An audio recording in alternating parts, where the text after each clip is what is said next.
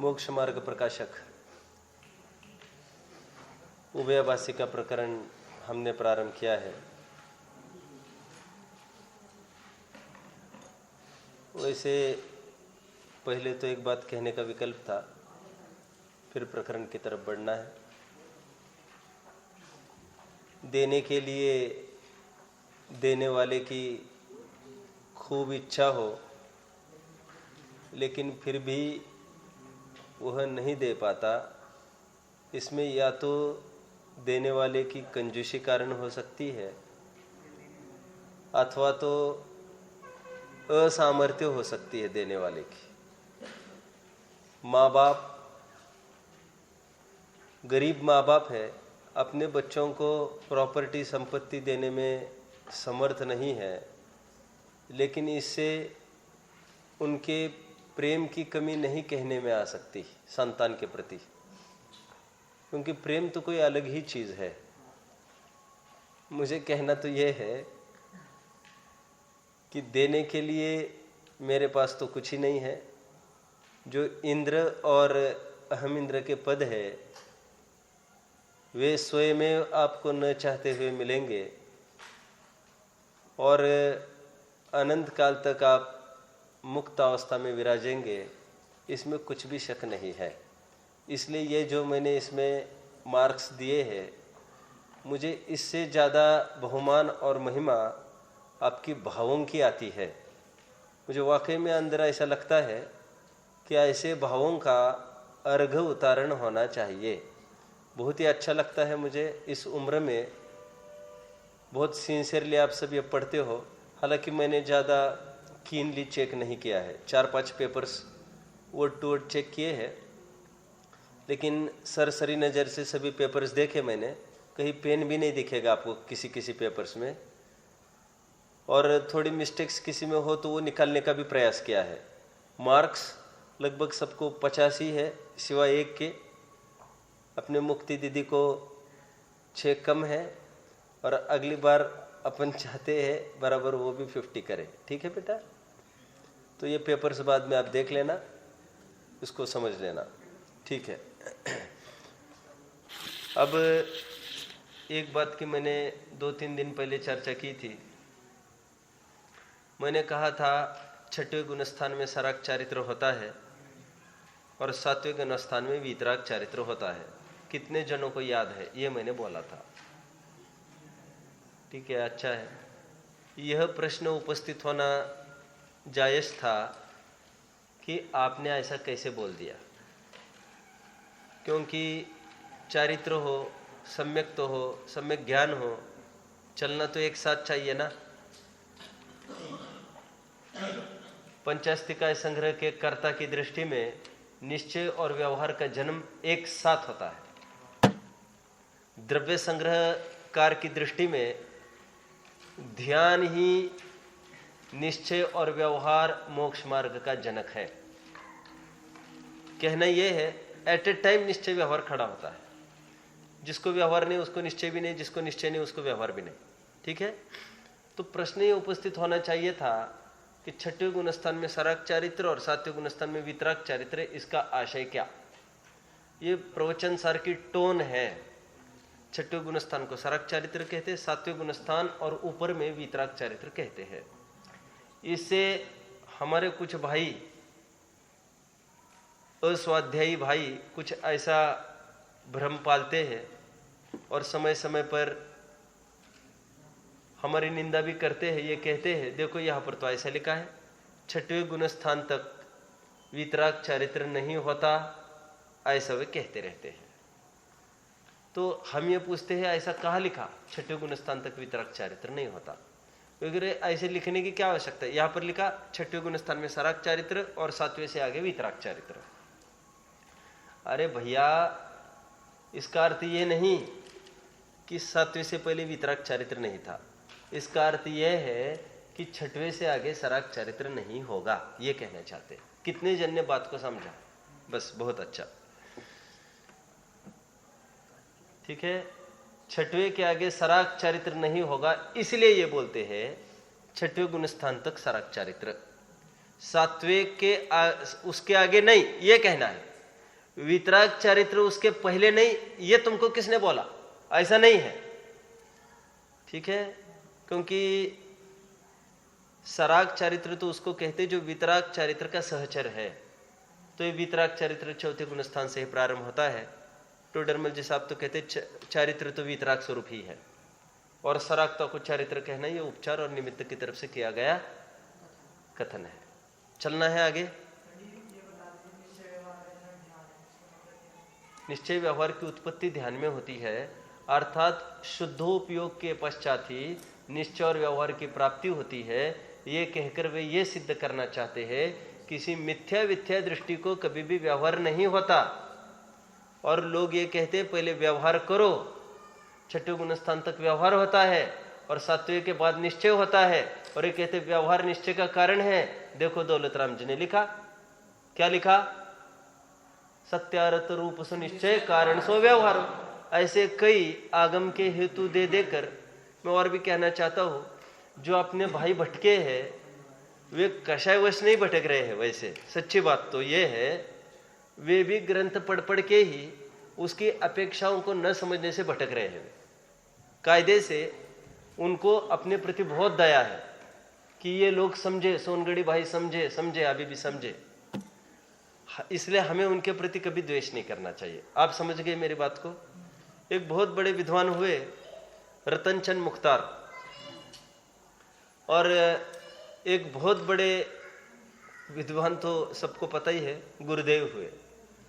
उन दोनों का देहांत एक ही दिन हुआ, एक ही दिन, और एकदम दिग्गज विद्वान। ये भी 92 साल तक जिए गुरुदेव जहां तक हो, और ये भी 92-95 साल तक जिए जहां तक हो। दोनों ब्रह्मचर्य का जीवन और आजीवन पढ़ना लिखना, पढ़ना लिखना, पढ़ना लिखना, दूसरी कोई चर्चा नहीं, वार्ता नहीं, किसी के साथ कुछ नहीं। लेकिन एक प्रकार से वे गुरुदेव के निरूपण के विरोधी रहे। मैं ये नहीं कह रहा हूं तत्वज्ञान के विरोधी रहे, अब थोड़ा गंभीरता से समझना मेरी बात को। गुरुदेव ने कुछ कहा, उछाल दिया। जब दोनों का देहांत एक दिन हुआ, रतनचंद मुख्तार ने जगह जगह सोनगढ़ वालों को, सोनगढ़ की वाणी को, गुरुदेव को बहुत फटकारा। जुगल किशोर मुख्तार ने भी खूब फटकारा, अरे समझो समझो अभी भी।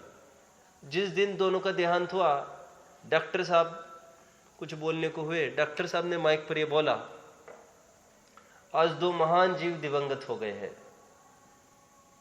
समाधि अल्पकाल में ही समाधि निर्वाण तो इन जीवों का होगा ही होगा।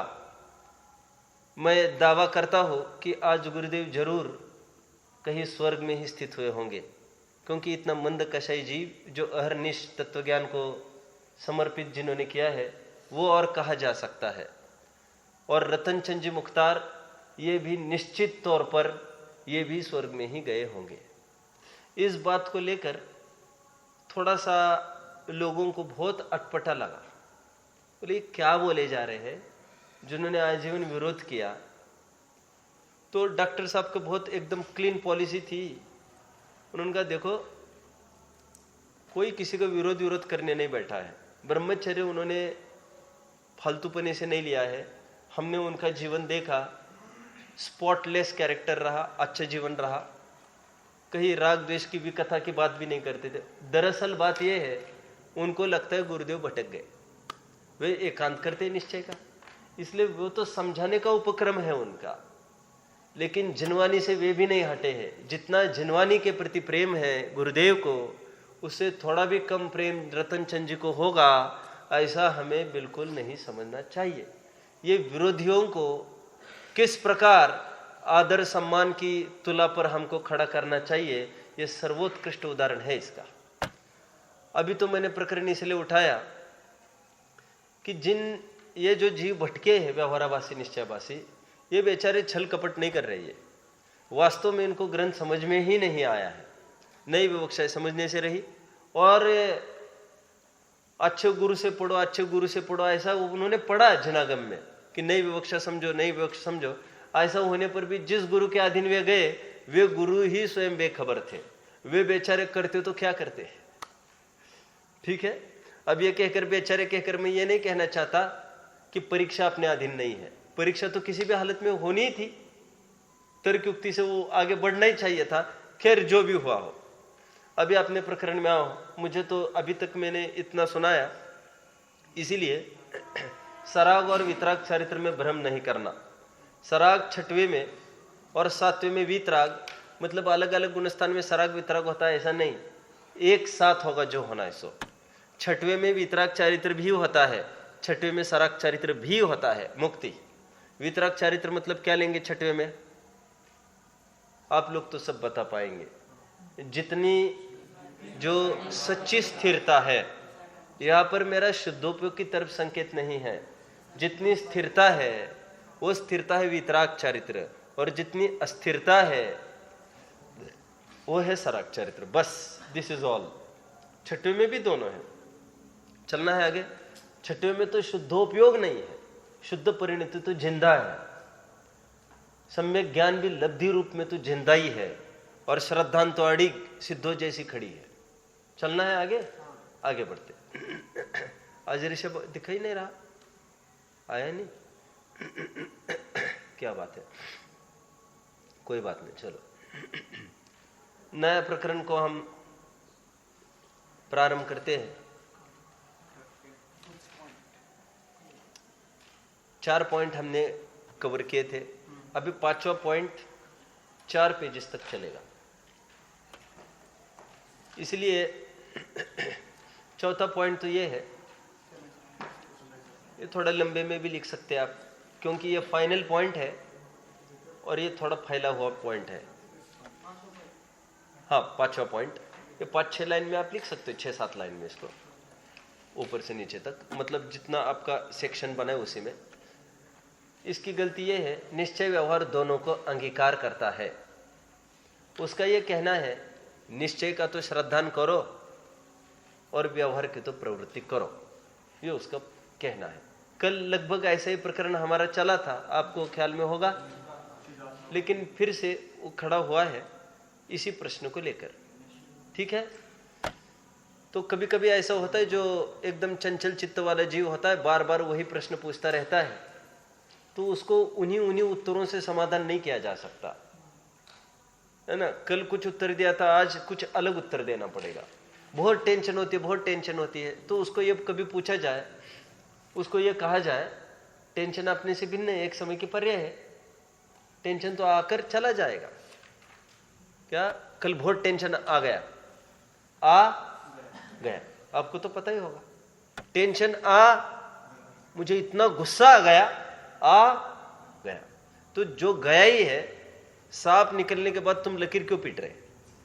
एक तो ये बोलो उसको, और फिर भी वो नहीं माने, उसको नहीं माने, बहुत टेंशन, अभी भी बहुत टेंशन हो रही है, तो उसको ये कहकर काम नहीं चलेगा, तो उससे भेद विज्ञान कर, उसको ये बताओ तुम्हें टेंशन क्यों हो रही, बताओ। तो जिस वस्तु को लेकर टेंशन हो रही है उस वस्तु का स्वतंत्र परिणमन दिखाओ, फिर निश्चिंत कराओ उसको। आप सब समझ रहे हो मेरी बात को? अनेक प्रकार से उसको निश्चिंत किया जा सकता है। प्रश्न 1 शंकाकार ने फिर मानो वही प्रश्न पूछा फिर से कि दोनों को अंगीकार करना, लेकिन उत्तर अभी अलग प्रकार से थोड़ा देंगे, अच्छा उत्तर देंगे। क्या प्रश्न है जरा बताना? निश्चय का तो श्रद्धान करो और व्यवहार को प्रवृत्ति करो, इस प्रकार दोनों को अंगीकार करो। उसका खंडन करते समय टोडरमल जी साहब कहते हैं, खंडन में लिखो आप, कहते हैं एक नए का श्रद्धान करने से तो एकांत मिथ्या तो होता है। मैं कोई विशेष बात भी कहूंगा, अभी पहले तो ही लिख लो एकांत मिथ्या तो। आप एक शब्द में लिखेंगे एकांत मिथ्या तो, एकदम शॉर्ट बट स्वीट चाहिए आपकी नोट्स, चार्ट में पूरा फैलावा नहीं करो, बस क्या लिखोगे खंडन में? एकांत मिथ्या तो। खंडन किया कि ये एकांत मिथ्या तो है। मैं इसको ऐसा भी कह सकता हूं, मिथ्या एकांत। क्या कहा मैंने इसको? मिथ्या एकांत। वैसे हम जल्दी में पड़ जाते हैं, हमको पता नहीं चलता। यहां पर मिथ्या एकांत कहते तो हमको ज्यादा रुचता। अभी आज क्या बोल रहे हैं इसको? एकांत मिथ्या। एकांत मिथ्यात्व, यह ग्रहित मिथ्यात्व का भेद है पहला। ठीक है,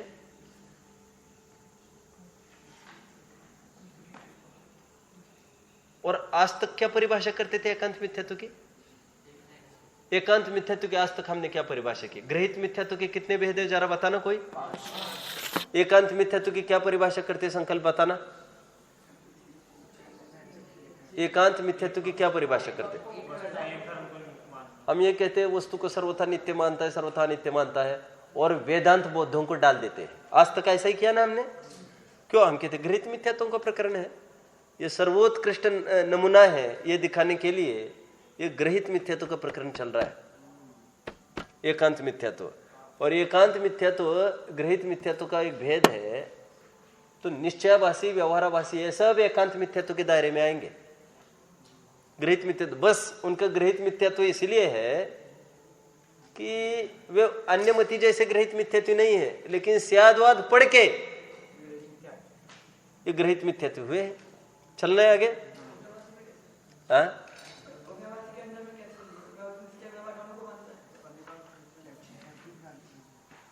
सुनो सुनो, टोडरमल जी क्या कहते हैं सुनो। भैया का ये प्रश्न है, ये उभयभाषी में ऐसा प्रकार अच्छा प्रश्न है। उभयभाषी में ऐसा कैसे बोल दिया? क्योंकि वो तो दोनों को मानता है। क्या कहना है आपका? वो तो दोनों को मानता है उभयभाषी। वो कहता है श्रद्धान तो एक का करना, तुमने माना तो एक को ही तुमने। तुम व्यवहार को मानते तो ऐसा मानते कि उसके साथ अशुद्धि में प्रकट होने लायक अशुद्धि, तुम तो प्रवृत्ति बोल रहे हो उसको, ये भी करना वो भी करना। तो ये टोडरमल जी साहब कहते हैं ये तो एकांत मिथ्यात्व हो गया। मैंने क्या शब्द बोला? मिथ्या एकांत भी कैसे बोल सकते उसको? क्योंकि एक ही नई को ऊर्ध्व करना और अपर पक्ष का निराकरण करके। नई की परिभाषा क्या है? अनिराकृत प्रतिपक्षो नया। क्या प्रमेय कमल मार्तंडकार की क्या परिभाषा? बोलो। प्रतिपक्ष, प्रतिपक्ष का जो निराकरण नहीं करता, निषेध नहीं करता, खंडन नहीं करता, गौण करता है, वह क्या है? तत्व और सूत्र का सूत्र बोलो भाई कोई, 5वें अध्याय का। मुख्य गौण की व्यवस्था, स्यादवाद की कहीं चर्चा की तत्व और सूत्र ने? बोलो भाई। अर्पित अनर्पित सिद्धे।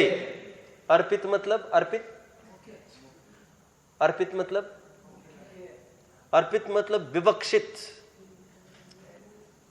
जिसकी तरफ इशारा है, और जो विवक्षित होता है वो मुख्य हो जाता है, और अनर्पित उस समय में दूसरा गौण हो जाता है। चलना है आगे। टोडरमल जी साहब ने कहा इसको तो एकांत मिथ्या तो होगा। भाई मेरे, श्रद्धान तो दोनों का करना है, निश्चय का निश्चय रूप, व्यवहार का व्यवहार रूप। श्रद्धान तो दोनों का करना, समझ गए आप? लेकिन निश्चय का निश्चय रूप, व्यवहार का व्यवहार रूप। व्यवहार का व्यवहार रूप मतलब ये ऐसा कथन में आया है लेकिन सत्यार्थ ऐसा नहीं है, ऐसा नहीं समझ में आया? एक दिन मैंने उदाहरण दिया आपको, 5-6 दिन हो गए। मैंने ये कहा था मैंने कि एक पुरुष अपनी पत्नी के अलावा किसी महिला में बेहद प्रेम करता हो, इससे पत्नी को कोई आपत्ति हो सकती है? हाँ साहब, क्यों नहीं आपत्ति हो सकती? एक बोलो मत, कोई बोलो मत। नहीं, वे तो सही बोल रहे हैं। कोई आपत्ति, बिल्कुल आपत्ति हो सकती है। कि कितना प्रेम दूसरी महिला के प्रति जान न्यौछावर कर सकता है, पूरा पैसा लगा सकता है हमको घर से बाहर निकालने की कीमत पर। कौन सौतन ला के खड़ी करेगा? सौतन की बात नहीं है, उसकी माँ भी तो एक महिला है। माँ के प्रति प्रेम करे कि नहीं करे? क्या चाहते हो? खूब करे।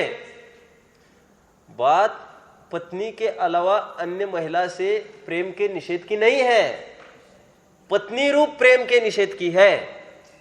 समझ गए बात को? मैंने 2 दिन पहले बोला था। हाँ अच्छा, ऐसा बोलो ना, फिर ऐसा समझो ना तुम।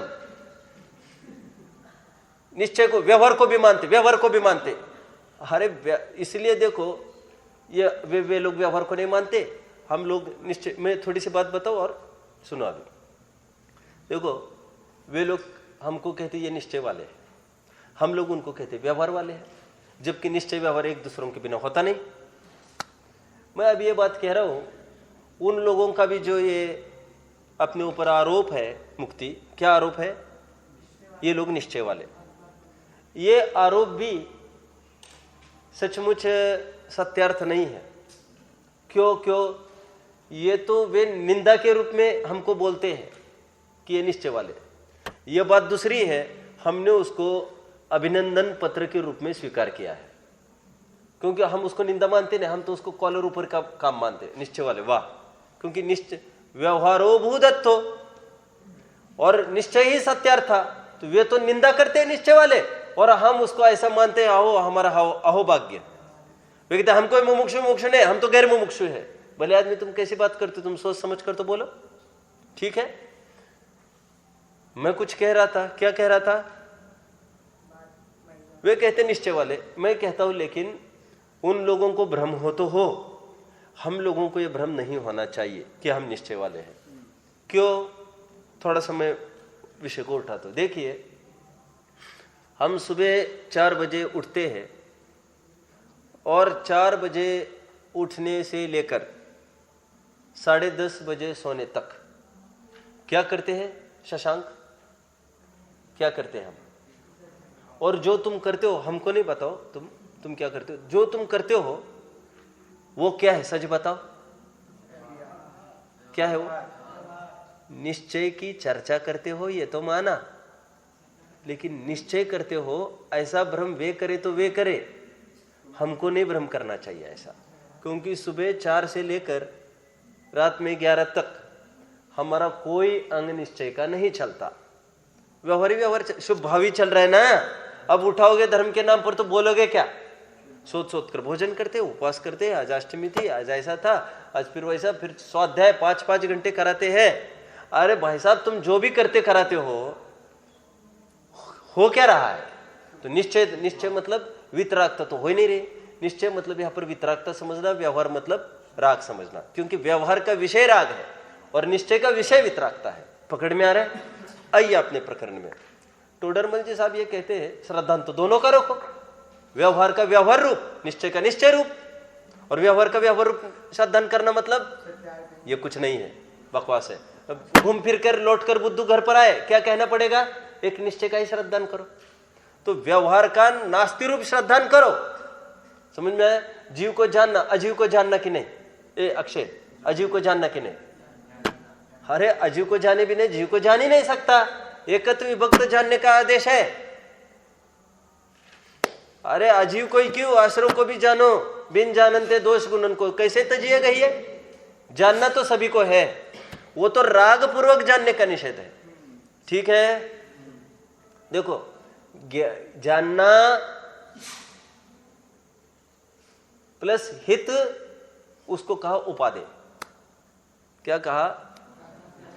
और बिना, जैसे अजीव को जान रहे हैं, उसमें हित बुद्धि कुछ नहीं है, तो ज्ञेय और हित बुद्धि जानकर डाला ये जीव, तो वो हो गया उपादेय तत्व। एक कुछ समझ में आ गया आपको?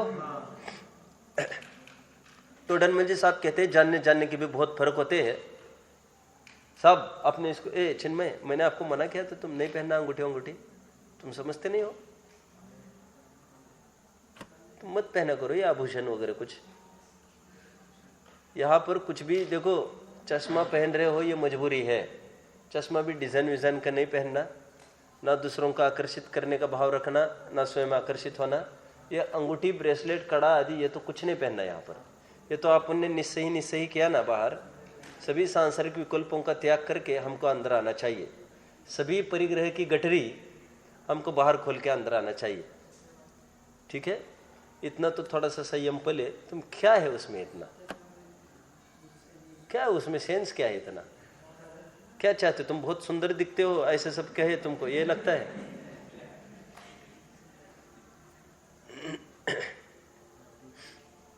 चलना आगे। राग ऐसी चीज है, किसी पर स्थापित हो गया वो सुंदरता देखता ही नहीं है कभी। क्या कहा मैंने? समझ में आया? राग का भाव यदि एकदम तुच्छ वस्तु की तरफ बढ़ा तो उसी को अच्छा कहने लगता है। अच्छा सुंदरता से नहीं होता, अपनी दृष्टि से होता है। ठीक है, देखो साहब, आप इनको जानते हैं? इनको साहब, इनको कौन नहीं जानता? बहुत अच्छे से जानते हैं हम इनको, बहुत अच्छे से जानते हैं, बहुत अच्छे से जानते हैं। इसका मतलब क्या हो गया? जानते हैं में कितना फर्क पड़ गया अभी? आप समझ रहे हो मेरी बात को? जानते बहुत अच्छे से, बहुत अच्छे से जानते मतलब ये आदमी खराब है ऐसा जानते हैं। तो उसी प्रकार कह रहे हैं व्यवहार का श्रद्धान करते हैं कि नहीं आप? बहुत अच्छे से। किस रूप से? कि ये कुछ छूने लायक नहीं है। मैं ये कहना चाहता हूं लोक में इन शब्दों का प्रयोग होता है। उदित, ठीक है। एक आदमी था एक, मंजन करने के लिए चबूतरे पर आकर बैठता था। पता होगा ये आपको? नहीं, वैसे खतौली का नहीं था ये आदमी। एक आदमी था और मंजन करने के लिए रोज चबूतरे, बोलो मत कुछ। चिन्मय क्या चाहते हो तुम? चुप रहो। मंजन करता तो रोज चबूतरे पर बाहर बैठ के, अपने घर के बाहर। तो मंजन करते करते कुछ लोगों को, बूढ़े लोगों को तो ऐसे आदत होती है आधा घंटा चलता ही रहता है उनका एक हॉबी के रूप में चलता रहता है। आपने देखा होगा। अभी तो टूथपेस्ट महंगी हो गई और जो लोग टूथपेस्ट करते हैं उनके तो बस की नहीं आधा घंटा करना। लेकिन पहले फ्री पॉकेट का मंजन चलता था, मसूड़ों की मसाज चल रही, सब चल रही है, थूकते भी जा रहे और आधा घंटा चलता रहता था। तो ऐसा रोज करता रहता था बाहर मंजन। एक भैंस आती थी वहां पर रोज, चढ़ते चढ़ते सब अगल बगल वालों की। तो फिर एक दिन क्या हुआ, वो जो भैंस थी ना, उसके जो सींग थे ऐसे थे। तो फिर और वो रोज उन सींगों की तरफ देखता, कहता बड़े विचित्र सींग है इसके। उसको 2-3 महीने के बाद ऐसा लगा कैसा पागलपन किसको भी सवार हो सकता है। मैंने आप भी कहा था जरूरी नहीं वस्तु सुंदर होनी चाहिए। उसको लगा इसमें मैं मेरे अपनी गर्दन फंसा तो कैसा होगा। ऐसा 2-3 महीने इसी में गए उसके। रोज जो भैंस दिखी उसको लगता मैं इसकी यदि इसमें गर्दन फंसा लूं तो कैसा होगा, क्या मालूम कैसा अनुभव होगा, क्या मालूम। एक बार देखो तो 2-4 महीने इसमें चले गए, 5-6 महीने निकल गए। एक दिन उसने कहा करी ले डेरिंग, आर या पार जो होगा सो। तो फिर उसने बहुत पुरुषार्थ से गया एक दिन, और भैंस जब कुछ खा रही थी, भैंस ने बहुत विरोध किया, फिर भी इसने अपनी गर्दन घुसा ली। अब क्या हुआ होगा ये कहने की आवश्यकता है नहीं। गोल गोल दौड़ रही हो भैंस दौड़ रही है और ये चिल्ला रहा है। भैंस को भी पता नहीं है क्या फंस गए, आज तक ऐसे कभी नहीं फंसा। और फंसा तो फंसा इतना भारी कि मेरा पहुंचा ही मुझे। ओ मुश्किल से भैंस वाले को बुलाया, रोक दिया उसको। भैंस को रोका, जैसे तैसे 10-5 जनों ने मिलके जैसे तैसे वो जब बाहर निकला तब 1 सेकंड में धराशायी हो गया। हाँ, जैसे अंतिम सांसें गिन रहा हो। तो उसको अस्पताल ले गए सज्जन लोग। सबके सामने एक गुत्थी बहुत दिन तक बनी रही। कह रहे अभी इसको ठीक तो हुए तभी तो बात करे इससे। तो ठीक हो गया, सबसे मिलके पंच बैठी, सबसे एक ही प्रश्न पूछा, भाई साहब ये घटना घटी घटी कैसे? ऐसा तो कभी नहीं हुआ। तो फिर वो बोला कि साहब घटना ऐसी घटी, भैंस की तरफ से कोई बात नहीं है, गर्दन मैंने फंसाई। तो उसको बोला, वो लोग बोले क्या बात कर रहे? हाँ बात सही है, मैंने गर्दन फंसाई जाकर। तो फिर 2-5 आदमी बोले सज्जन लोग, बेटा फंसाने के पहले सोच तो लिया होता। बोले 6 महीना सोच रहा था। संकल्प क्या बोला? 6 महीना सोच रहा था। क्या हो गया? सुनो, सोचने का अर्थ क्या होता है? लोगों का ये कहना है सोच लिया होता मतलब, देखो सुनो सुनो सुनो, ये कोई वैसे भैंस और आदमी की बात नहीं है। ये जितने भी शादीशुदा है उनको अपन पूछेंगे भाई पहले सोचना था, खूब सोचा था ना, और उनकी भी ऐसी गर्दन फंसी है। किनकी? शादीशुदा वालों की हालत कोई इससे कम थोड़ी है। अब उनको पूछो पहले सोचना था, हाँ सोच कर ही तो फंसा है। मुझे तो सिद्धांत ये बताना है, क्या बताना है, निष्कर्ष कौन बताएगा? उसको भी सोचना ही कहते हैं। किसको सोचना कह रहा है वो? तो लोग कहेंगे ये कोई सोचना थोड़ी है, सोचना तो ऐसा था कि वो है।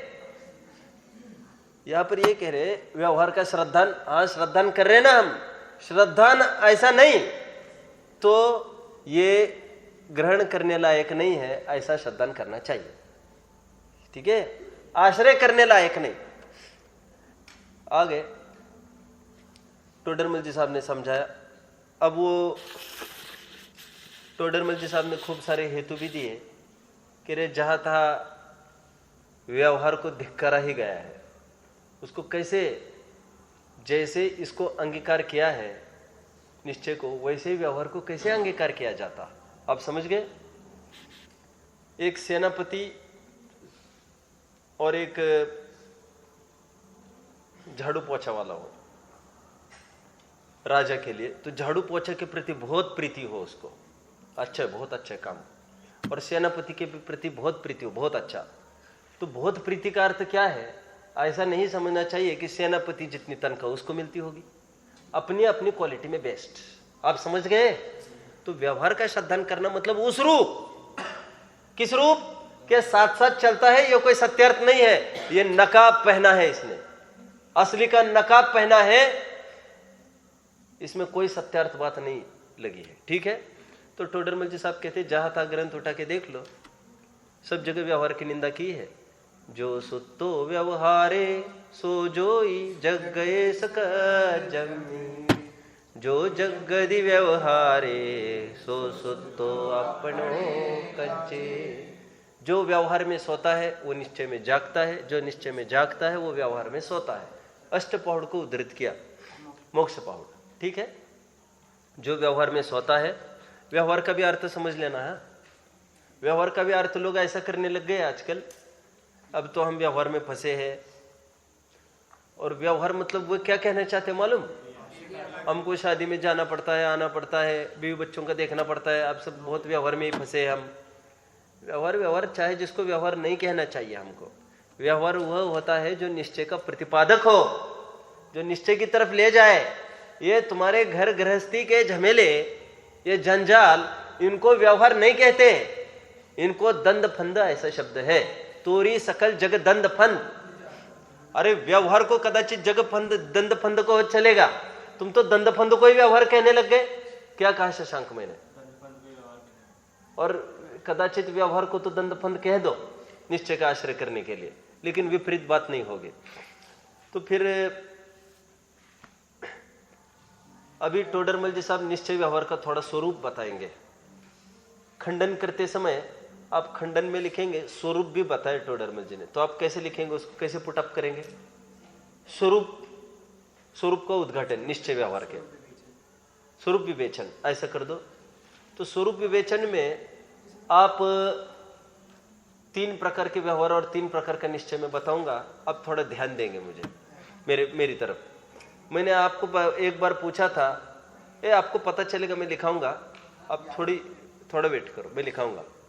3 प्रकार का व्यवहार मैंने एक बार बताया था आपको, कौन बताएगा? टोडरमल जी ने 3 प्रकार के व्यवहार की चर्चा की है, जो भागों में भी है। वो 3 प्रकार का व्यवहार कौन सा? निश्चय व्यवहार पाठ, वितराग विज्ञान भाग, 4 ही जन है। निश्चय व्यवहार मैंने 3 प्रकार के टोडरमल जी साहब की दृष्टि में है। वे कौन कौन से? खूब लिया है मैंने, अक्षय पढ़ के बोलोगे? है बोल रहे बोलो। हाँ, पहला व्यवहार 2 भिन्न वस्तुओं में एक पने का आरोप, इसको कहते व्यवहार। अच्छे शब्दों में बोलो, कौन सा व्यवहार? असद्भूत व्यवहार, बहुत अच्छा। दूसरा व्यवहार अभिन्न वस्तु में भेद रूप कथन करना, गुण भेद पर्याय भेद की तरफ से, ये हो गए दूसरा व्यवहार। नाम बोलो, सद्भूत व्यवहार। ये दो व्यवहार हुए। तीसरा व्यवहार व्रतशील संयम को मोक्ष मार्ग कहना। तीन व्यवहार बताए टोडरमल जी ने। फिर निश्चय क्या बताए? निश्चय ये कहते हैं कि जो परमार्थ वस्तु है उसको उसी के भावों की तरफ से कथन करना ये निश्चय, और संयोग की तरफ से करना, कथन करना व्यवहार। सब समझ रहे बहुत अच्छे से? छिलके की तरफ से केला बोला ये व्यवहार, और दलही की तरफ से केला बोला ये निश्चय। पहले व्यवहार का खंडन किया, अभी निश्चय की स्थापना करके। ठीक है, क्योंकि वस्तु पर से भिन्न और अपने से अभिन्न है। ठीक है, एक लाइन में पहले दोनों नयों का खंडन कैसे होगा? पर से भिन्न, स्व से अभिन्न, ये दोनों नयों का खंडन। ठीक है, समझ में आ गया? क्या है सत्यम? समझ में नहीं आ रहा? अरे पहला व्यवहार ने क्या कहता है? दूसरे द्रव्य को शामिल करके बात करता है, ये जीव। निश्चय क्या कहेगा? पर से भिन्नता दिखाएगा, ये जीव है, ये शरीर है, ये दो अलग अलग है। हमने जीव अजीव पाठ में पढ़ा ना, हाथी जीव है क्या अजीव है? तो वहां पर ये बताया हाथी का जीव आत्मा अजीव है, और हाथी का शरीर वो अजीब है। अरे हमने देखा कि नहीं, इसलिए तो जीव अजीव पाठ ऐसा लिखा गया। लोगों को पागलपन दिखता है, कह रहे ये क्या है, ये कोई प्रश्न है? हाथी जीव है क्या अजीब है? तो कह रहे हाथी की आत्मा तो जीव और हाथी का शरीर तो अजीब, ये क्या प्रश्न है? अरे भेद विज्ञान तुमको तब भी नहीं हो रहा है, ताज्जुब ये इतना बताने पर भी नहीं हो रहा है, और नहीं बताते तब तुमको भेद विज्ञान का तो कोई सवाल ही खड़ा नहीं होना। ये समझ में आ गया दीपेश? प्रकरण समझ में आ रहा है? दूसरा व्यवहार क्या है? अभिन्न वस्तु में भेद रूप कथन करना। जैसे ज्ञान वाला आत्मा, दर्शन वाला आत्मा, चारित्र वाला आत्मा, जानने वाला आत्मा, देखने वाला आत्मा, रमने वाला आत्मा। ये मैंने 6 लाइनें जो बताई वो किसकी मुख्यता से बताई? 6 लाइनें मैंने अभी बताई, वो कौन सी है? फिर से बोलूं क्या? ज्ञान वाला आत्मा, दर्शन वाला आत्मा, चारित्र वाला आत्मा, जानने वाला आत्मा, देखने वाला आत्मा, रमने वाला आत्मा। एक जन बोल बराबर। एक गुण भेद की तरफ से कथन किया, एक पर्याय भेद की तरफ से कथन किया। पर्याय भेद की तरफ से कथन करना इसलिए जरूरी है, व्यक्त तो पर्याय होती है, और गुणों की तरफ से कथन करना जरूरी इसलिए है, पर्याय तो उत्पन्न होकर विला जाती है। पकड़ में आया? चलना आगे। जो जानता देखता है सो जीव, ये कथन पर्याय भेद है, और ज्ञान दर्शन वाला आत्मा ये गुण भेद है। अभी आप जीव अजीव पाठ उठाओगे, वहां पर दोनों परिभाषा मिलेगी, जिसमें ज्ञान दर्शन पाया जाए सो जीव, और जो जानता देखता है सो जीव। ये इसमें रहस्य। पकड़ में आया? वहां पर तो और एक परिभाषा है, क्या है? जो सुख दुख का वेदन करता है सो जीव। याद आ रहा है कुछ परिभाषा वहां की? यह और बाहर की परिभाषा। एक ज्ञान चेतना की तरफ से परिभाषा है, जानने देखने वाला जीव, और बोलो एक जो एक कर्मफल चेतना की तरफ से। ठीक है? नहीं पकड़ में आया? कठिन पड़ गया? मैं जब भी जीव अजीव पाठ पढ़ाता हूं, मैं उसका ऐसा वर्गीकरण करके पढ़ाता हूं। मैं कहता हूं देखो, जानने देखने वाला जीव ऐसी भी परिभाषा कर रहे, सुख दुख को भोगने वाला जीव ऐसी भी परिभाषा कर रहे। यहां पर सुख दुख मतलब क्या लेना वैसे अरिहंत? यहां पर सुख दुख मतलब इंद्रिय सुख दुख लेना, अतीन्द्रिय नहीं। तो जो सुख दुख, क्योंकि अज्ञानी को उपदेश दिया जा रहा है। ठीक है? तो ये कथन है, परिभाषा है आत्मा की, ये कर्म फल चेतना की तरफ से है। कौन सी? जो सुख दुख का वेदन करता है। कर्म चेतना की तरफ से क्या बनेगी परिभाषा? कर्म चेतना की तरफ से क्या बनेगी परिभाषा? बोलो, अच्छे से बोलो ना, कोई दम से। अब पॉइंट को नहीं पकड़ पा रहे क्या नितेश? इतना तो सब समझ में आ रहा है क्या अच्छे से, कि भारी पड़ रहा है? तो फिर उत्तर क्यों नहीं दे पा रहे? कोई चुप क्यों हो सब? परिभाषा 2 दी, संकल्प कौन कौन सी, कहा की तरफ से दी? ज्ञान चेतना और एक कर्म फल चेतना।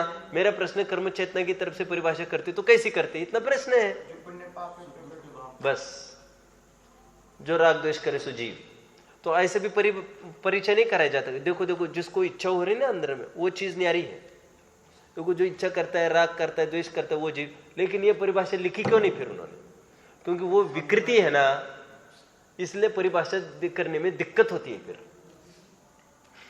चलना है आगे। तो 3 प्रकार का निश्चय बताया और उसका खंडन भी किया। ये पूरा आपको मिलेगा, मैं थोड़ा आपको मार्क कराता हूँ। अभी जिनवानी लो, उसको मार्किंग कुछ बताने वाला हो। तीसरे प्रकार का निश्चय एक बार समझ लो सब। वृक्षशील संयम को मोक्ष मार्ग कहता है। व्यवहार, अभी निश्चय क्या बनेगा जरा कोई बताना। सोम में तो बताएंगे। व्यवहार, इसमें क्या व्यवहार का खंडन कैसे होगा? व्यवहार का खंडन ऐसा होगा, बोलो। हाँ, शुद्ध भाव, सुचारित्र, वितरागता से मोक्ष मार्ग, और वृक्षशील संयम को उपचार से कहा है। ठीक है, सच बोलूं मैं अभी अच्छे से, अभी ऊपर देखो तो मैं अच्छी बात बताऊंगा। सच पूछो तो एक जन ने आक्षेप किया, बहुत अच्छा आक्षेप किया अपने ऊपर, मजा आएगा आपको। वो ये लोग ये कहते हैं, आप समझोगे, कठिन बात है बहुत, लेकिन आप मजबूत बच्चे हो तो मैं बताने में संकोच नहीं करूंगा। रतनलाल बेनाडा का नाम कितने जनों ने सुना? विद्वान है, बहुत बड़े विद्वान है। हाँ, वे सांगानेर है ना, उनके एक हुक्मी एक्के है वे। जैसे आपने हुक्मी एक्के कोई है विद्वान पर्टिकुलर, कोई भी हो, मैं नाम लेकर नहीं फंसना चाहता। और फिर उनके इसमें रतनलाल बेनाडा को टॉप मोस्ट मानते हैं वे, है भी। उनके समस्त धवल, महाधवल, जय धवल पर बहुत अधिकार है। और आज भी कर्णान योग में पूर्ण भारतवर्ष कहो, पूर्ण विश्व में कहो, आज A1 विद्वान में उनकी ख्याति है। ठीक है, अपने अन्ना जी भी घंटों जाते हैं उनके पास, समझना हो समझते रहते हैं। ठीक है, अब वो बात दूसरी है कि पर्टिकुलर मुद्दे में वो सब चलता रहता है सब। मुझे तो कुछ कहना है। उनका एक कथन है, आपको दिखाऊंगा मैं, आपको चाहो तो। उनका ये कहना है, जब जब भी सम्यक त्वंच ये सूत्र आता है, मुक्ति यहाँ वहाँ नहीं देखो भाई, थोड़ा इस तरफ चाहो तो शिफ्ट होकर रहा करो। एक सूत्र है सम्यक त्वंच। क्या सम्यक त्वंच? उसका अर्थ क्या है? सम्यक से भी ईश्वर की प्राप्ति होती है। अर्थ क्या है? सौम्य। सम्यक त्वंच सूत्र पढ़ा? छठवां अध्याय तो पढ़ा ही होगा, 20-21 सूत्र तो पढ़ा ही होगा ना। तो देव आयु के बंध के कारण की चर्चा चल रही थी। अर्पित, क्या बात है, बहुत ढीला मामला है। क्या बात है, उत्साह नहीं है कि समझ में नहीं आ रहा है कि विषय नया है? क्या है? क्या कितने जनों का ऐसा कहना है, भाई आज तो आलस आ रहा है बहुत। ईमानदारी की बात है, नहीं आलस नहीं आ रहा है, ठीक है। कितने जनों का कहना है बहुत भारी है, समझ में नहीं आ रहा है। चलो ऐसा भी नहीं है तो नया विषय है क्या? होगा, अच्छी बात है। फिर इसकी बनेगी नोट, आगे पीछे देख लेना। और एक बात ये कहनी है, एग्जाम में आप पूरा जिनवानी के आधार से लिखेंगे ज्यादा से ज्यादा, उन्हीं के वचनों में, उन्हीं के शब्दों में। मैं कोई गलत पढ़ाता हूं ऐसा नहीं, लेकिन मैं तो थोड़ा बहुत खुलासा कर लेता हूं। आप तो एग्जाम के टाइम मुझे खोला भी मत करो। हाँ, मैंने थोड़ी हिंट्स दी है एट ग्लांस वाली, वे सब आपको काम में आएगी जगह जगह। एक बार चार्ट पढ़ लिया, आप इलोंगेट करते रहना उसको, समझ में आ गया। लेकिन पहले जिनवानी पढ़ना पड़ेगी ना उसके लिए। कहाँ तक आए मैं? वो ये कहते बेनाडा जी, सुबोध भैया कुछ समझ पा रहे क्या? समझ रहे हैं क्या? भारी जाता है क्या भैया को? अभी तो लाइट भी नहीं, मैं आपका चेहरा भी नहीं देख पा रहा हूँ। अब हाँ बोल रहे कि ना बोल रहे हैं, मैं उभयभाषी हो गया हूँ। चलो आ गए, चलो अभी हाँ, अभी कोई आभास नहीं है। सम्यक तो ये लाइट ग्लो हो रही थी तब सम्यक तो सन्मुख था। बोलो मुझे, ये प्रकरण भारी पड़ता है क्या थोड़ा? कभी स्वाध्याय किया है? थोड़ा बहुत से नहीं। अरे ये अभी नए विषय बोल रहे आप ना, कार्ड नहीं अभी काम होगा। मैं तो बहुत दिन ये समझता रहा ये मंगलारती है, तभी तो मैंने कहा चुस्त है एकदम एक एक्टिविटी में। और फिर कल परसों पता चला कि पास आउट मंगलारती नहीं, इसलिए आज पूछा। मैं तो पूछता भी नहीं कि ये समझ में आ रहा है क्या। ठीक है। तो क्या क्या क्या? हाँ, ये तो सब पकड़ेंगे। आप तो विद्वान हो ना, खनिया दाना कहाँ से लाए बीच में? हाँ, ऐसा बोलो।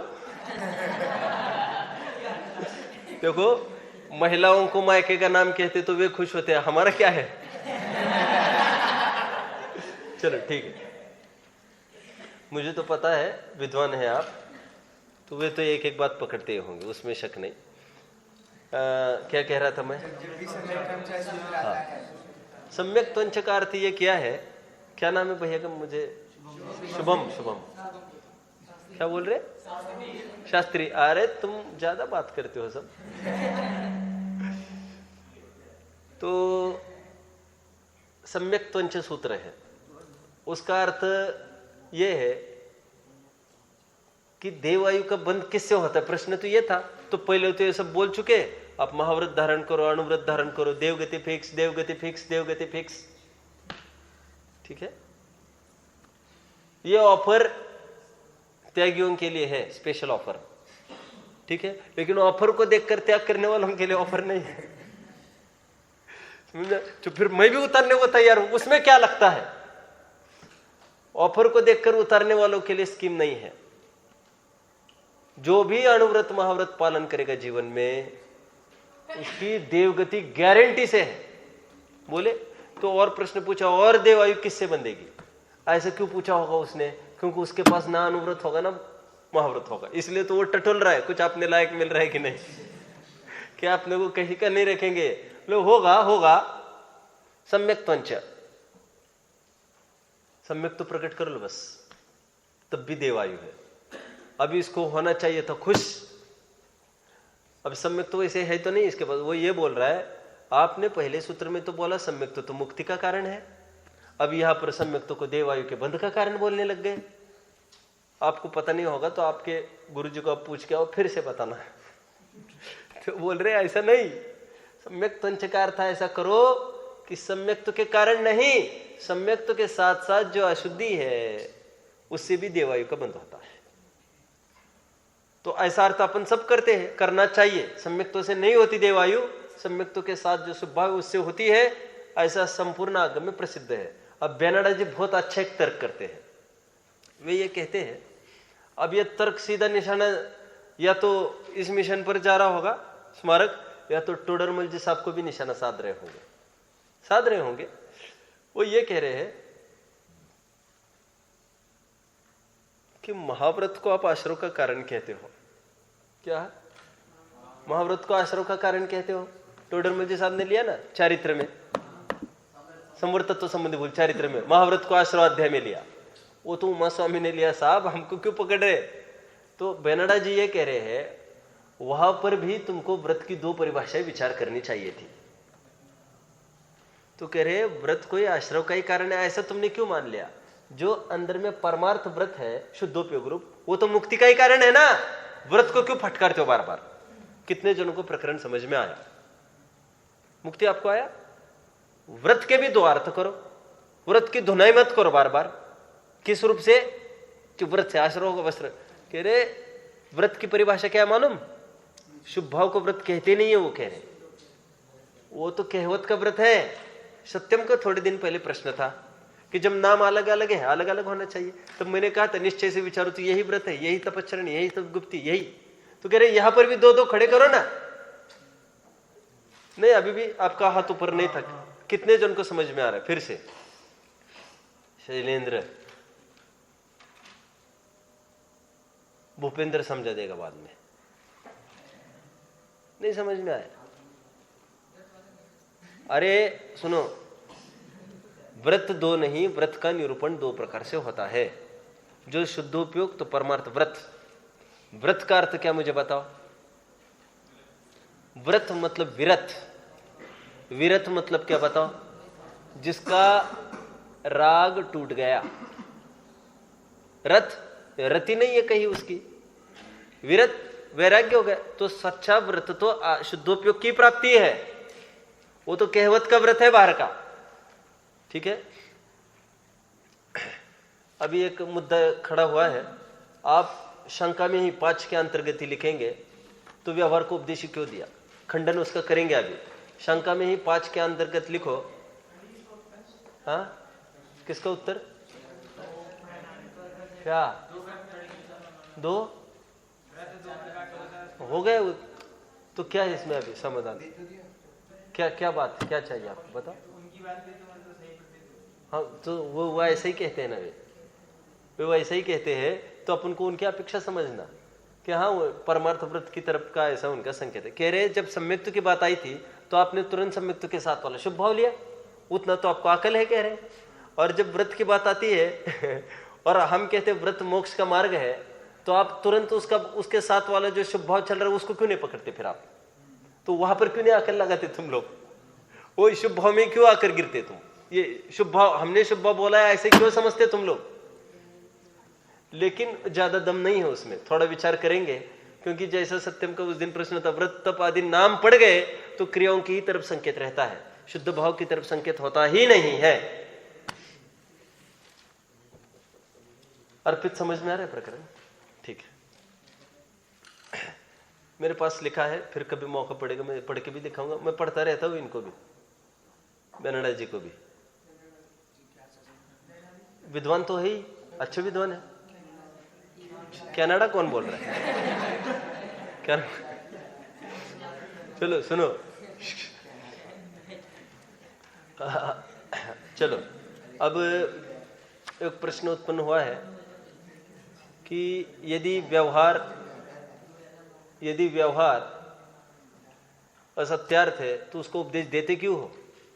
तो टोडरमल जी साहब कहते हैं, जहनवि सक्कम अणज्जो अणज्ज भाषम विना दु गाहेदुम तह व्यवहारेण विना परमत्वदेशनम असक्कम। कह रहे म्लेच्छ को म्लेच्छ की भाषा में समझाने की पद्धति है, इसलिए व्यवहार को उपदेश देना पड़ता है। व्यवहार को उपदेश देना मजबूरी है। मैंने उस दिन भी कहा मजबूरी का हमको लाभ नहीं उठाना चाहिए। क्या कहा मैंने एक उदाहरण दिया तो किसी को याद है? एक बहुत बड़ा विद्वान हमारे पास आया, साहब आपकी संस्था में कोई हमको संकट आ सकता है विद्वान पर? नहीं आ सकता, कुछ भी संकट, विद्वान तो आदमी है पंचम काल का, उसको संकट क्यों नहीं आ सकता? तो उसने इतना ही कहा, भीख नहीं मांगी। उसने कहा साहब मेरे लायक कुछ, तो उसको अपन ने डबल लोड कर दिया। सब तुम छपाई वपाई तुम वो देखते रहोगे, तुम रात में वो आते हैं सब वो भी देखते रहोगे, और तो और जो यात्री आते हैं उनके भी नाम लिखो, टेम्पो का नंबर लिखो, आदि आदि, ठीक है। और फिर तुरंत प्रवचन को चले जाना। तो उसको ओवरलोड कर दिया, ठीक है। अब दृष्टि मत घुमाओ, कहीं का उदाहरण नहीं है ये। तो मेरा ये कहना है, आपने उसकी मजबूरी का लाभ उठाया। क्या किया आपने मजबूरी का नाजायज लाभ उठाया। अच्छे शब्दों में लाभ उठाना तो उसको कहते हैं, विद्वान हमारे घर पर चल के आए हैं, लाभ उठाओ मतलब उनका खूब लाभ ले लो। ये उदाहरण क्यों दिया मैंने? मजबूरी का लाभ नहीं उठाना चाहिए। आचार्य ने बहुत मजबूरी से व्यवहार के निरूपण किया है, तुम उसी को गले लगाओगे, उसी को सर्वस्व समर्पण कर दोगे, तो ये अन्याय हो जाएगा। आचार्यों को लगेगा कहां से हमने व्यवहार को बीच में घुसाया, निकलता नहीं निकल रहा है अभी, ठीक है। चलना है आगे। सौम्य, कठिन पड़ रहे प्रकरण? कठिन तो कुछ नहीं है। देखो किसी को जख्म आ गई यहाँ पर, क्या प्रश्न है? ये पूछे कि 90% तो व्यवहार ही है। कहाँ पर? जिरागम में। हाँ, तो फिर मजबूरी से कैसे आया था? क्योंकि ऐसे ही म्लेच्छ जगह जगह पर है खड़े, तो उनको 99% व्यवहार ही बताना पड़ा। आयुष जी का प्रश्न है कि फिर 90% व्यवहार को क्यों बताना पड़ा? मजबूरी किसी हद तक होती है, इतनी मजबूरी, वो मजबूरी अपन के म्लेच्छपने को देखकर उत्पन्न हुई उनको, कि लोगों को तो कुछ नहीं समझ में आ रहा है अभी, तो उनको जाओ बाबा मंदिर जाओ करो, ये करो वो करो, ऐसा व्यवहार में, ठीक है। चलना है। किसी को जख्म हो गई थी थोड़ी, तो रास्ते से निकला, उसको कितने लेना है ना, लेना 2-5 मिनट चलने दो, मुझे अंडरलाइन भी कराना, इसके बाद तुरंत मुझे याद दिलाना। किसी ने वो बाहर निकला, जख्म आई थी, कितने जन उसको रोक कर ये कहेंगे कि पट्टी कर दो, इन्फेक्शन होगा, ये होगा, फला होगा, ये होगा, वो होगा। कितने जन? सभी जन। अभी थोड़ा और एक बात, उसने क्या किया, घर पर गया, उसने मैली पट्टी चढ़ा दी। क्या किया? मैली पट्टी चढ़ा दी और सबका मतलब वैसे ही रहता है, चिंदी विंदी जो फेंक फाक दी हो वो चिंदी को उठाते हैं। मैं ये नहीं कह रहा हूँ डॉक्टर के पास दौड़ना चाहिए, घर के भी शुद्ध कपड़े हो सकते हैं ना, चिंदी भी शुद्ध हो सकती थी, लेकिन उसने मैली कुचली जो कल नाक निकाली थी उसी को बांध दिया, इसने बांध दिया। अब मैली बाजार में निकल रहा है, अभी क्या हालत होगी उसकी, उसको फिर वही संकट खड़ा होगा। नहीं, आज ज्यादा संकट खड़ा है, उसको जो भी देखेंगे कहेंगे ये क्या क्या, ये क्या क्या, इन्फेक्शन बढ़ेगा, इन्फेक्शन बढ़ेगा, इन्फेक्शन बढ़ेगा। नहीं, उसको इन्फेक्शन बढ़ेगा नहीं कहकर सीधा ये बोला उसको लोगों ने, ये क्या, ये क्या, ये क्या। आप एक काम करो, शुद्ध चिंदी नहीं है कोई घर में? हाँ बहुत है, तो शुद्ध चिंदी बांध दो इसको। चला गया घर पर वो। अभी देखना देखना इसकी तकलीफ कितनी दुगुनी होगी तिगुनी होगी। वो गया घर पर, उसने उस पर साफ चिंदी बांध दी। तो अब मेरा ये प्रश्न है, जब वो रास्ते से निकलेगा उसको कौन कोई टोकेगा उसको? कोई दुनिया की ताकत नहीं है टोकने की। लेकिन जानते हो उसकी जख्म अभी सुरक्षित हो गई है। सुरक्षित मतलब उसका रोगी बना रहना सुरक्षित है। अभी कोई उसको टोका टोकी बंद हो गई, ये पहला घाटा। आज तक टोका टोकी हो रही थी, सुधार का अवसर था, अभी टोका टोकी बंद हो गई। साफ सुथरा कोटिंग देखकर तो अभी तकलीफ यह है, ये अपने अपने में मस्त है। ठीक है, अच्छा किया, अच्छा किया, देखना देखना अभी जल्दी ठीक होगी, देखना जल्दी ठीक होगी, होगी होगी होगी। और अंदर में पक रहा है, बढ़ रहा है, वो जख्म पूरी बिगड़ रही है, बीमारी बढ़ रही है। व्यवहारवासी की यही तकलीफ है। आज तक सप्त व्यसन में पारंगत था, गड़बड़ घोटाले करता रहता था, चाहे जहां माथा टेकना उसको दुनिया समझाती थी नहीं करना, नहीं करना है काम, ठीक है साहब नहीं करना। अभी देवशास्त्र गुरु यहां पर रात दिन बैठने उठने लग गया, उसको कोई नहीं टोकता। कोई टोकेगा साहब ये अच्छा नहीं, आप रोज रोज मंदिर आते हो, अच्छा नहीं। मतलब हम ये कहना चाहते थे एक आध बार तो घर से निकलो, घर तीर्थ यात्रा के लिए नहीं, अपनी तीर्थ की यात्रा के लिए एक बार हमको मुनि दीक्षा अंगीकार करनी चाहिए। ठीक है, तो ऐसा तो कोई उपदेश नहीं देने वाला इसको, तो फिर बहुत अच्छा जीवन, बहुत अच्छा जीवन, तो इसका व्यवहार पना पुष्ट होता है। व्यवहार से निकालना बहुत तकलीफ है। समझ में आया? तो आयुष के प्रश्न को लेकर मैंने उत्तर दिया है। कह रहे इतना क्यों व्यवहार का उपदेश दिया? 90% चाहता, क्योंकि जैसी म्लेच्छ जनता है उनको उस प्रकार को उपदेश दिया जाता है। ठीक है, तो यहाँ पर इतनी बात है। टोडरमल जी साहब कहते हो तो म्लेच्छों को लेकर हमने उपदेश दिया है, लेकिन अंत में वहीं पर तो कहा है, आज ये सोचते सोचते जाएंगे। बोलो, व्यवहार नयो न अनुसत्तव्य, अनुसरण करने लायक नहीं है, मजबूरी का लाभ नहीं उठाना चाहिए। ठीक है, तो कह रहे अपने लिए भी लाभदायक है क्या व्यवहार, दूसरों के लिए ये उपदेश देने के लिए? नहीं नहीं, जब तक अपन भी निश्चय की प्राप्ति ना करे तो अपने भी लिए कार्यकारी है। लेकिन बचना, बचना मतलब वो जहर वो परिष्कृत करके लेना, उसको वैसे नहीं लेना, मरोगे। ककड़ी बहुत अच्छी है, खा लू, बहुत अच्छी है, स्वास्थ्य के लिए भी अच्छे, खा लू खा लू, गड़बड़ नहीं करना, उसका हिस्सा निकालो, जहर निकाल दो, फिर खाना। आपने तो बोला था ककड़ी अच्छी है, तो हमने इसे अपेक्षा से बोला था। समझ में आ गया? तो व्यवहार आप ही ने तो बोला था, हमने इसे अपेक्षा से कहा था, फिर हटा देना थोड़ी देर बाद व्यवहार को, वैसे लगाए नहीं रखना। ठीक है, नहीं तो वही तकलीफ होगी। कौन सी तकलीफ होगी? वर्णी जी ने एक दिन प्रवचन में बोला, मैंने एक दिन कहा था क्या कि रात्रि में जैनी को पानी नहीं पीना चाहिए, और लोगों ने क्या किया, दूसरे दिन प्रवचन में नहीं, सुबह उनको लगा क्या हो गया, बोले कल आपने कहा था पानी नहीं पीना, भोजन कर लिया, मुंह झूठा का झूठा पड़ा है। वो तकलीफ खड़ी होगी। आप समझ रहे हो? अब कुछ अंडरलाइन कराऊंगा, मेरा प्रकरण हो गया जो पढ़ाना था। अभी अंत में उसने एक, टोडरमल जी साहब ने एक बात भी कही है उसको, कि फिर उसमें एक बात लिख लो, और धमकी, धमकी लिखो, धमकी। पांचवी नहीं, तुम टोडरमल जी काय के लिए देंगे, वो दे रहा है टोडरमल जी को धमकी। अंत में ये धमकी दे रहा है, हम कल से प्रवचन में आएंगे ही नहीं, देखना यहाँ पर कोई थाली लगाने वाला नहीं मिलेगा पूजन की, देखना प्रवचन कराने वाला नहीं मिलेगा। तो टोडरमल जी साहब उसको समझाते हैं, भाई हम व्रत क्रिया निषेध आदि का निषेध नहीं कर रहे हैं, उसमें मोक्ष मार्ग पने की मान्यता का निषेध करते हैं। और ये तुम ये बताओ तुम उसको छोड़ के करोगे क्या? उपदेश तो ऊपर चढ़ने के लिए दिया जाता है, तो धमकी लिखा है, उसके आगे उसका खंडन लिख दो। ठीक है, अभी देखिए मैं थोड़ा अंडरलाइन कराता हूँ, अपना हो जाएगा। ये पेज नंबर 250 खोलेंगे, मिल गया सेकंड पैराग्राफ। वह कहता है कि श्रद्धांत तो निश्चय का रखते हैं और प्रवृत्ति व्यवहार रूप रखते हैं, इस प्रकार हम दोनों का अंगीकार करते हैं। ठीक है, यहां लिखो प्रकरण चालू हो रहा है तो पेज 254 तक लिखो, यहीं पर 254 तक चलेगा ये प्रकरण, पेंसिल से लिखो वहीं पर 254 तक ये प्रकरण चलना है। ये प्रश्न का उत्तर लंबा चौड़ा। अभी 254 पेज खोलिए। 254 पेज में ये पहला पैराग्राफ के बाद एक पेंसिल से लाइन खींची आड़ी पूरी यहां से वहां तक। पहले पैराग्राफ के बाद।